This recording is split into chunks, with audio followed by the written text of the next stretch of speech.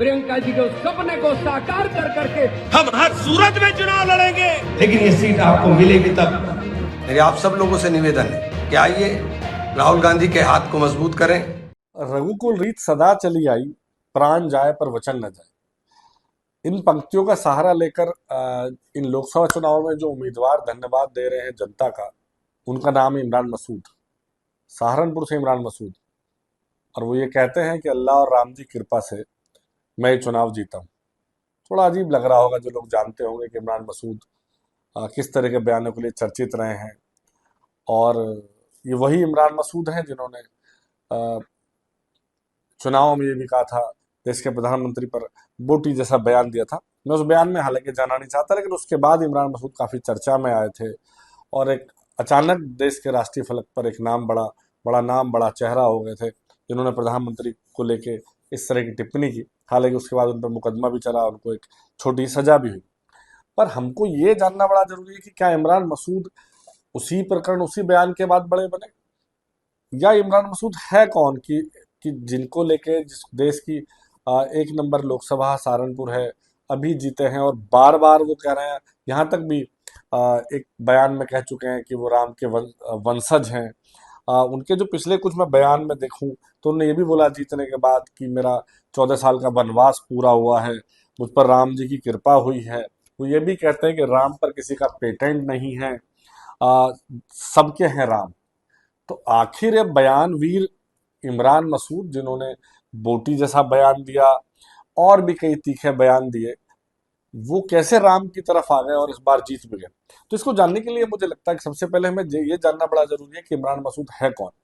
दरअसल सहारनपुर की राजनीति में मसूद परिवार एक बड़ा नाम रहा है, इसलिए ये कहना तो ठीक नहीं होगा कि इमरान मसूद उन्हीं बयानों से चर्चा में आए। लेकिन काजी रशीद मसूद कांग्रेस के बड़े दिग्गज नेता, जो सांसद रहे सहारनपुर में, और सहारनपुर की राजनीति के पर्याय माने जाते रहे। बाद में वो सपा में भी आए, उपराष्ट्रपति पद का चुनाव भी लड़ा, और एक मामले में उनको सजा भी हुई, जेल भी गए।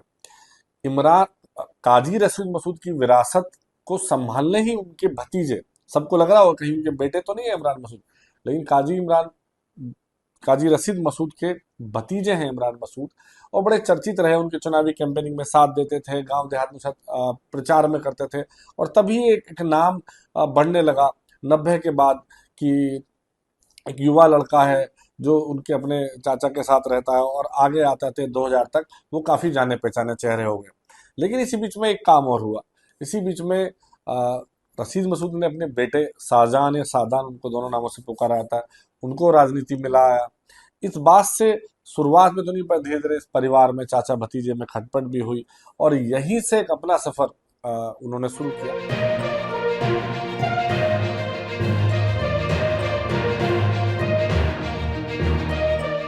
सियासत में कब क्या हो जाए कोई नहीं जानता। ऐसा ही कुछ सहारनपुर लोकसभा सीट पर गठबंधन से कांग्रेस के नवनिर्वाचित सांसद इमरान मसूद के साथ हुआ है। इमरान मसूद ने लोकसभा चुनाव में न केवल खुद की हार की हैट्रिक को बचाया है, बल्कि कांग्रेस का 40 साल का सूखा भी खत्म कर दिया है। 1948 के बाद 2024 में इमरान मसूद ने जीत का झंडा फहराया है। मूल रूप से उत्तर प्रदेश के सहारनपुर के गंगोह निवासी इमरान मसूद राजनीतिक घराने से ताल्लुक रखते हैं। हुक्का गुड़गुड़ाने के शौकीन और सोशल मीडिया पर लगातार एक्टिव रहने वाले इमरान ने भारी मतों से इस बार के लोकसभा चुनाव में जीत हासिल की है। नमस्कार, आप देख रहे हैं अमरुजाला.com और मैं हूं आपके साथ डिम्पल सरोही। आज हम बात कर रहे हैं इमरान मसूद के राजनीतिक सफरनामे की। वेस्ट यूपी के कद्दावर नेता के तौर पर पहचान रखने वाले और पूर्व मंत्री रशीद मसूद के भतीजे इमरान मसूद ने 2019 के चुनाव में सहारनपुर सीट से कांग्रेस के टिकट पर चुनाव लड़ा था। 2022 के विधानसभा चुनाव में कांग्रेस को अलविदा कहकर वो फरवरी में सपा में शामिल हो गए थे। इस चुनाव में अखिलेश यादव ने उन्हें टिकट नहीं दिया। अखिलेश ने उन्हें बड़े पद का आश्वासन दिया था, लेकिन विधानसभा के बाद विधान परिषद के जो चुनाव हुए उसमें भी इमरान मसूद को कोई तवज्जो नहीं दी गई। सहारनपुर नगर निगम के महापौर पद के चुनाव हुए तो उन्होंने अपनी भाभी खतीजा मसूद को चुनाव लड़ाया, लेकिन वो भाजपा के डॉक्टर अजय कुमार से पराजित हो गई। यूपी में लोकसभा चुनाव की चौसर बिछनी शुरू हुई तो इमरान ने पाला बदलने की रणनीति अपनाई। इमरान मसूद ने फिर से कांग्रेस में घर वापसी कर ली। हालांकि राहुल गांधी विवादों के चलते उन्हें कांग्रेस में नहीं लेना चाहते थे, लेकिन प्रियंका गांधी के कहने पर उन्होंने उन्हें पार्टी में जगह दी। इंडिया गठबंधन में सीटों के बंटवारे में सहारनपुर लोकसभा सीट कांग्रेस के हिस्से आई तो कांग्रेस ने सहारनपुर से इमरान मसूद पर तीसरी बार दांव खेला। कांग्रेस ने उन्हें टिकट दिया और प्रदेश की नंबर 1 लोकसभा सीट सहारनपुर में बेहद रोमांचक मुकाबला हुआ। इस चुनाव में इमरान मसूद ने 64,542 वोटों से भाजपा के राघव लखनपाल को पटखनी दे दी। इमरान को कुल 5,47,967 वोट मिले। इमरान मसूद का विवादों से पुराना नाता रहा है। इमरान ने राम मंदिर के उद्घाटन के दौरान खुद को राम का वंशज बताया था, जिसे लेकर वो खूब सुर्खियों में रहे। उन्होंने भाजपा और आरएसएस पर तंज कसते हुए कहा था कि राम को लाने वाले ये कौन है? राम के घर का न्योता कोई नहीं लाता, उनका तो बुलावा खुद ही आता है।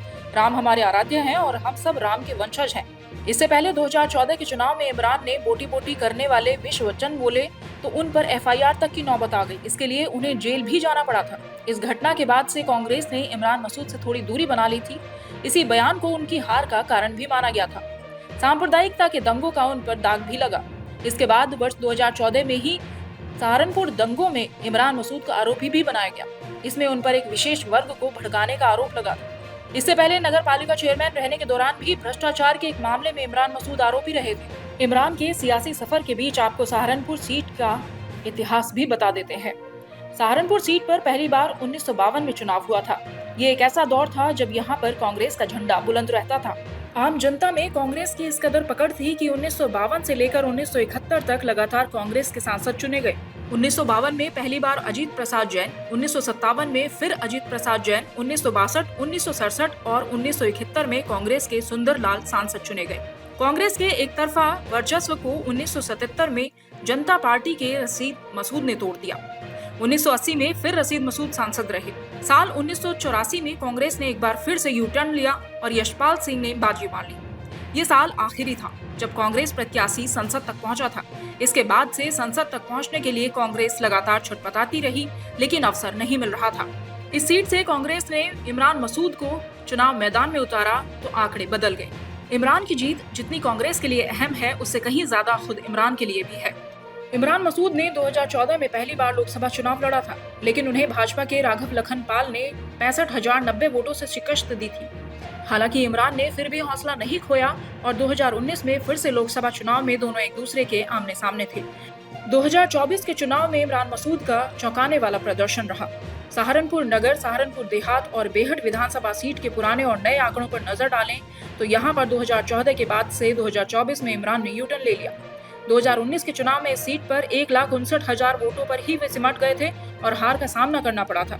ऐसे में लग रहा था कि इमरान का जनाधार घट गया है, लेकिन इस चुनाव में इमरान ने इन तीनों विधानसभा सीट में 3,89,752 वोट लेकर बता दिया कि यहाँ जनाधार बढ़ा है। नवनिर्वाचित सांसद इमरान मसूद ने कहा कि उनके लिए स्वास्थ्य सेवा, शिक्षा और विकास के कार्य ही सर्वोपरि रहें। इस बारे में और विस्तार से बता रहे हैं अमर उजाला मेरठ के संपादक नितिन यादव जी।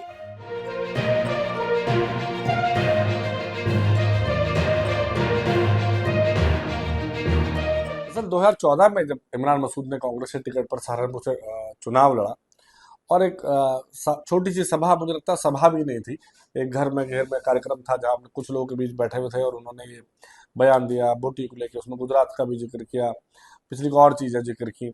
उसके बाद एकाएक इमरान मसूद चर्चा में आ गया, देश भर की मीडिया में छा गए, लेकिन उसका जो इम्पैक्ट हुआ वो मुझे लगता है नकारात्मक ज्यादा हुआ। चुनाव पूरे ध्रुवीकरण की तरफ चला गया। मुजफ्फरनगर वेस्ट यूपी में खासतौर से मुजफ्फरनगर दंगे को लेकर पहले से उसकी आंच में ये इलाका तप रहा था और फिर इमरान के बयान ने ऐसा लगा कि इस पूरे इलाके में ध्रुवीकरण को बढ़ावा दिया और चुनाव जो है अलग जोन में चला गया और भाजपा यहाँ सारी सीटें जीत गई।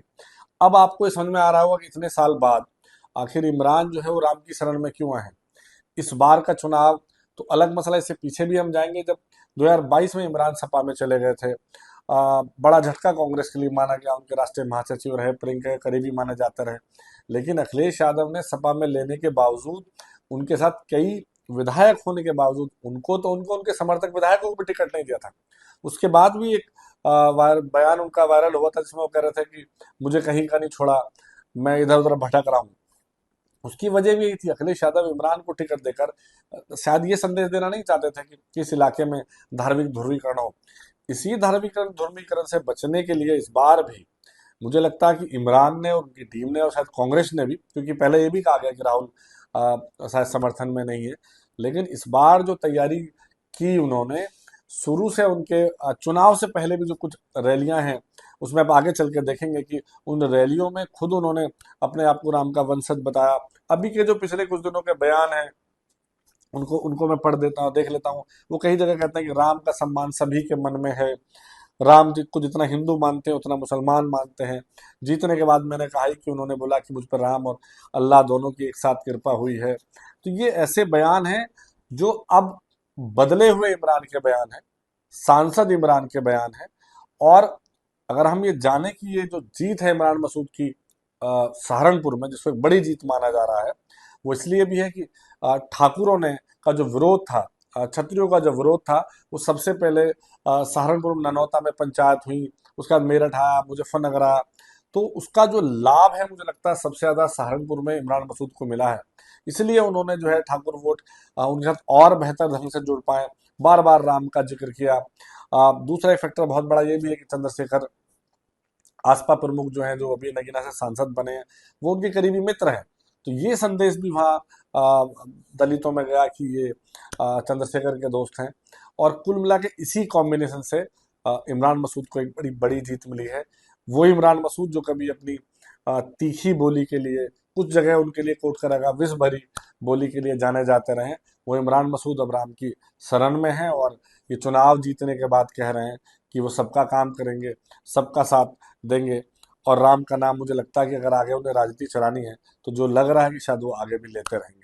अगर आप ये वीडियो YouTube पर देख रहे हैं तो हमारे चैनल को सब्सक्राइब करें और बेल आइकन को दबाना ना भूलें। अगर आप Facebook पर ये वीडियो देख रहे हैं तो हमारे पेज को लाइक करें।